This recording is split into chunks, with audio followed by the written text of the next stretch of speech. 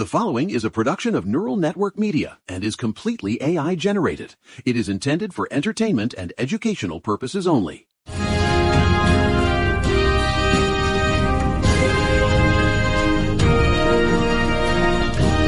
Good morning, America. It is Monday, March 2nd, 2026, and you are tuned in to the only broadcast that treats the collapse of Western civilization like the high-stakes theater it truly is. This is the Neural Left. I am Julian Archer, and I am currently operating on 3 shots of espresso and a pure oxygen hit that would kill a lesser man, because, folks, the news cycle is moving with a velocity that is, honestly, it is absurd.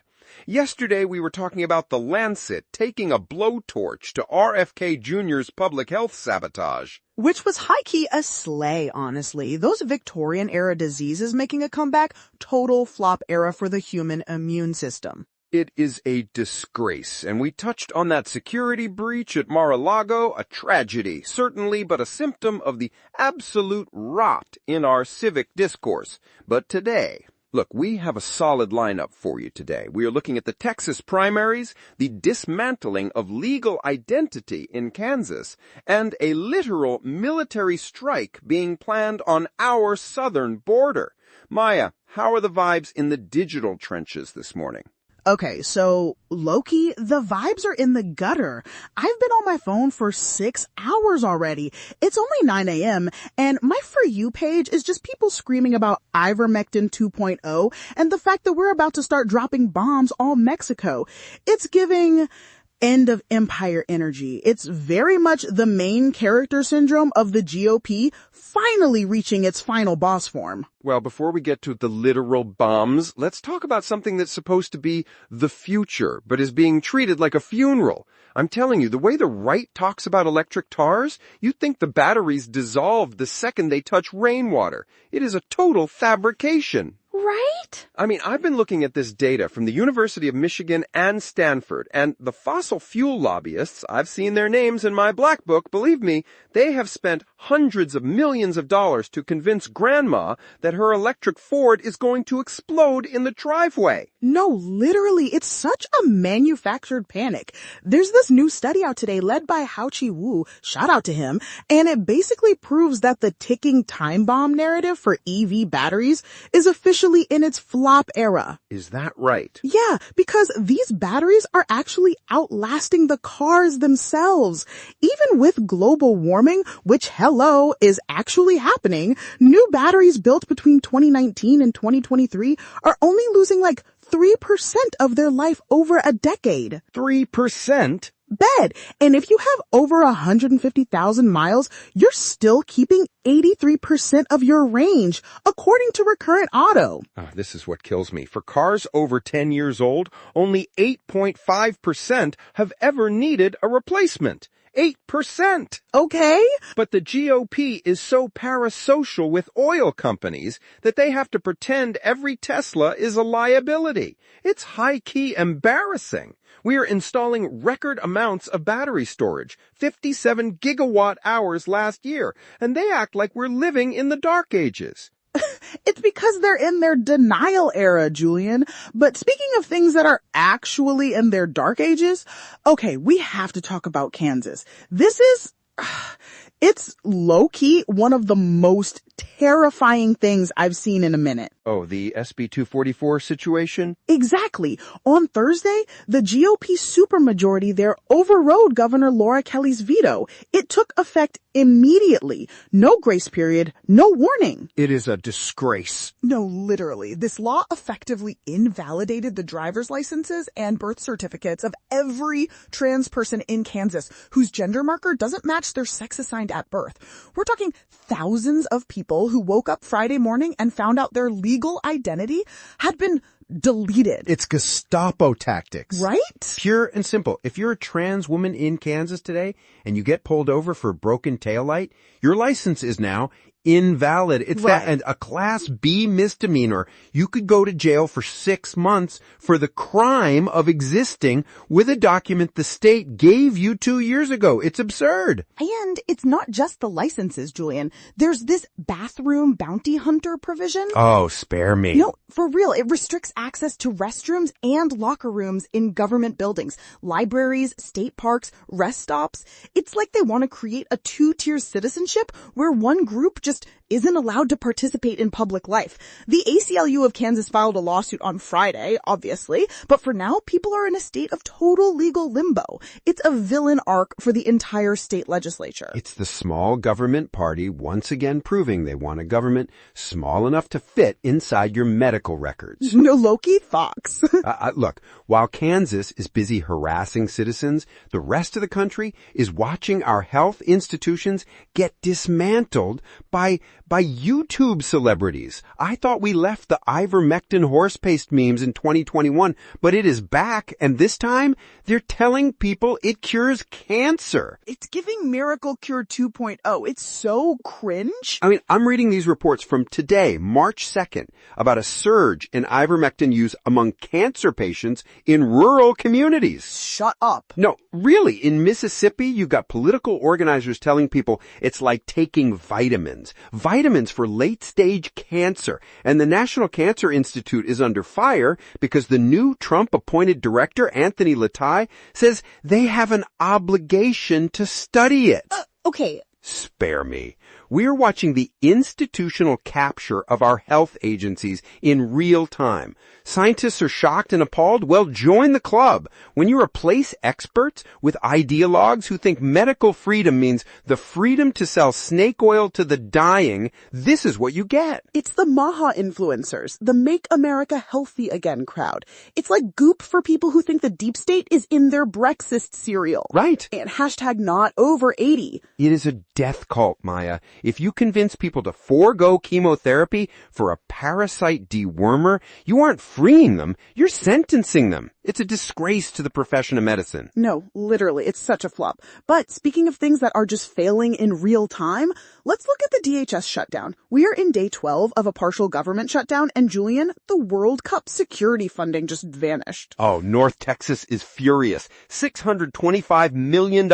Frozen. Because congressional Dems and the Trump administration are beefing over ICE agents. Right. The administration wants them to keep their masks on and skip the warrant requirements, and the Dems are finally saying no. But meanwhile, Kristi Noem is ordering FEMA to stop all non-disaster work. Do you know what that means for the states? It sounds like a total infrastructure flop. It's a catastrophe. Long-term recovery projects for disasters from 15 years ago are being paused. If you're waiting for a check to rebuild your town from a hurricane in 2011, Noem just told you to kick rocks. Wow. And the disaster relief fund is under $5 billion. One big storm, one major fire, and the coffers are empty. We are flying a plane with no engines, and the pilot is currently screaming at the flight attendants about their warrants. It's giving, we don't care if the country burns as long as we can stay in our authoritarian era. It is absurd. Look, we gotta take a quick break because when we come back, we're talking about the homelessness atrocity and the leaked plans for a literal war with Mexico. But first, we have to acknowledge the man behind the curtain. Look, independent media like this doesn't just manifest out of the ether. It takes real human work to build the infrastructure.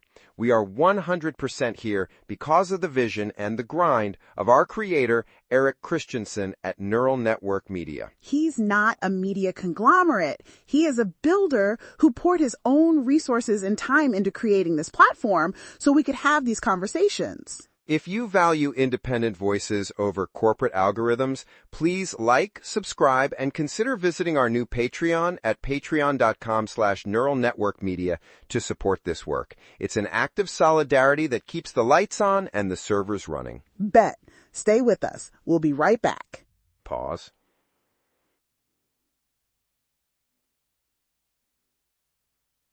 And we are back. I'm still Julian Archer, still in the Panopticon, and still waiting for some sanity to return to the Supreme Court. But Maya, I think we're both going to be waiting a long time. Loki forever.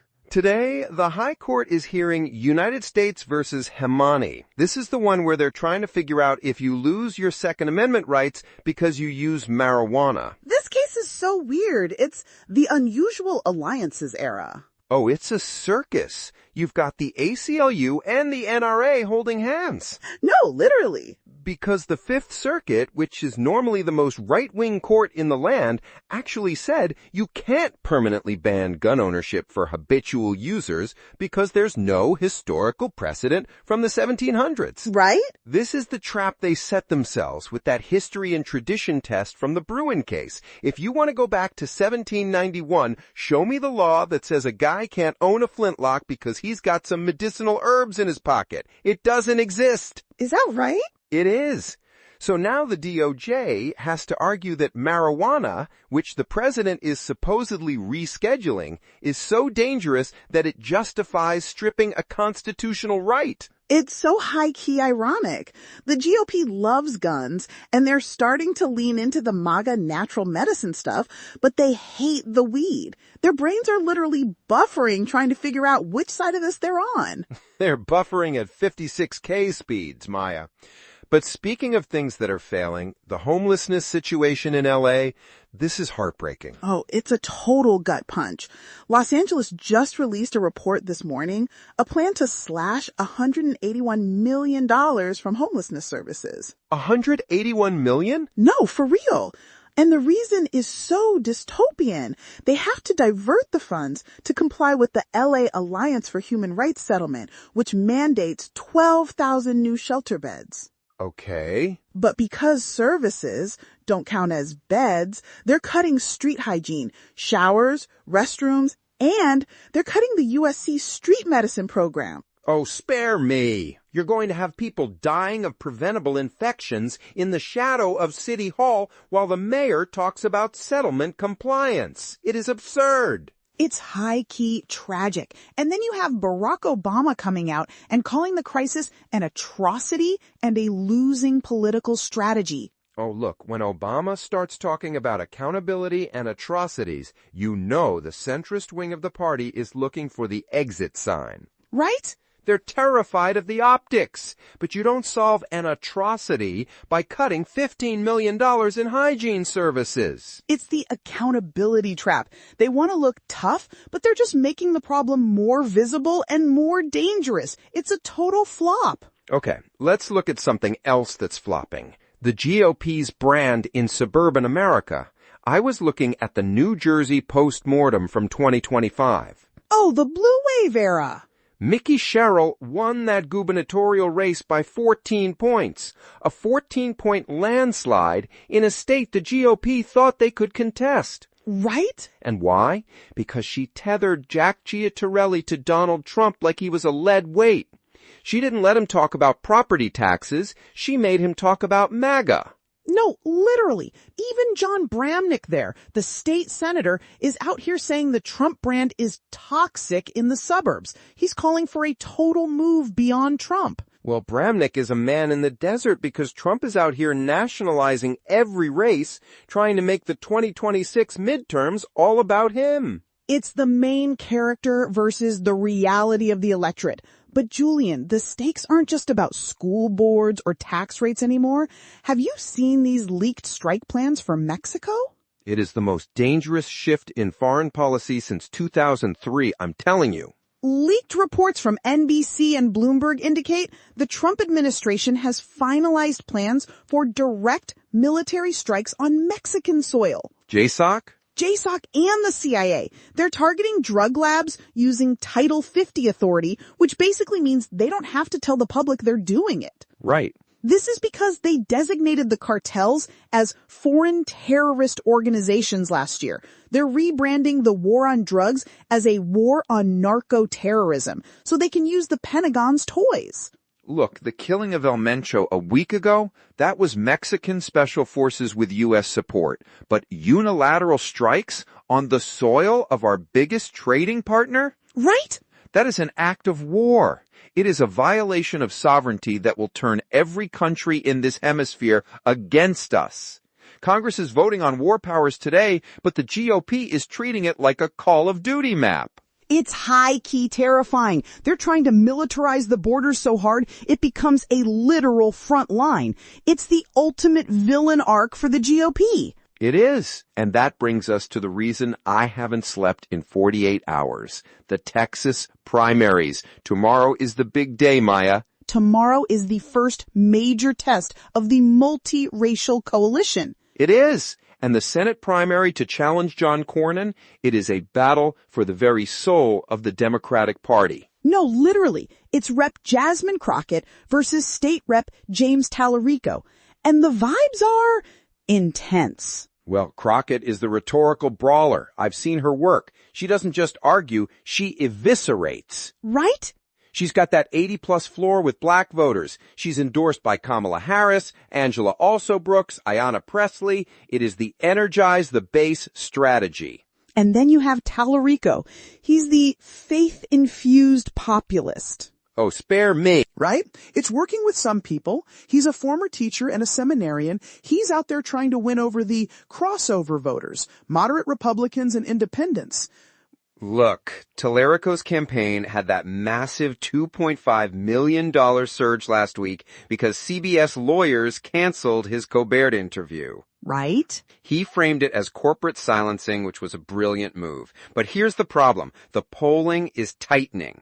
The University of Texas poll had Crockett up by 12, but some of the more recent data suggests Tallarico is making gains with white progressives and the suburban mom crowd. Okay. This is the debate we've been having since the 90s. Do we win Texas by turning out the cities and the multiracial base, or do we win by convincing the Bramnick Republicans that we aren't scary? I mean, if you ask me, the convincing Republican strategy is high-key mid. We've been trying that for decades, and the state is still red. Facts. Crockett's fighter energy is what actually gets people to post, to share, to show up. The GOP is spending $122 million on their own civil war in Texas. They're basically eating their own worst. Is that right? Yeah. The establishment is fighting the MAGA wing over recent gains with Latino voters. If we don't have a candidate who can swing back, who has that main character energy on the debate stage, we're cooked. Look, if Crockett wins tomorrow, it proves that the Harris-Pressley wing of the party is the future of the coalition. If Tallarico wins, we're going back to the sensible centrist playbook. Which is so chuggy. It is. You don't beat a Republican terrorist like Cornyn by being sensible. You beat them by winning, by pointing out that they want to strip your rights and militarize your neighborhood. No cap. Whoever wins tomorrow has to face the final boss of status quo Texas. If the Dems can't get the multiracial coalition to vibe together, we're just repeating the same flop over and over. Well, folks, we are going to be watching those results like hawks. Maya, any final thoughts before we let these good people get back to their Monday? Just don't believe the Maha hype. Stay off the Ivermectin. And if you're in Texas, go vote. Like, seriously. It's the only way to end this flop era of American democracy. Well said.